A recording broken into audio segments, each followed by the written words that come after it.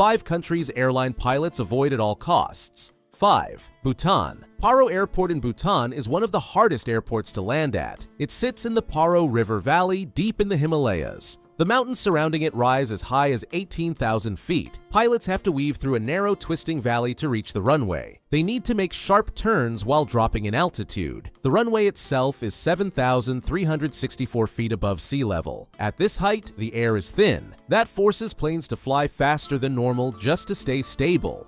Crosswinds are common in the valley. They can push planes off course in the final moments of landing. To make conditions safer, flights are usually scheduled in the morning. The winds are calmer and visibility is better earlier in the day. 4. France. Courchevel Altiport is located high in the French Alps.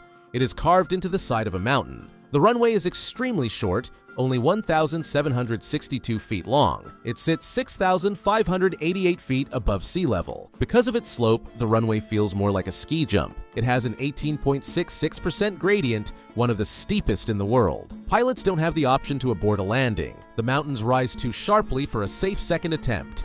Bad weather makes it even worse. When clouds or fog roll in, the airport is shut down. There are no landing instruments to guide pilots. They must rely entirely on their own eyes and skill. 3. Nepal. Tenzing Hillary Airport, also called Lukla Airport, is the gateway to Mount Everest. It is considered one of the most dangerous airports on Earth. The runway is just 1,729 feet long. It sits at an elevation of 9,186 feet. Because of the thin air, planes have to approach faster than usual. The strip is built on a steep incline of 12%.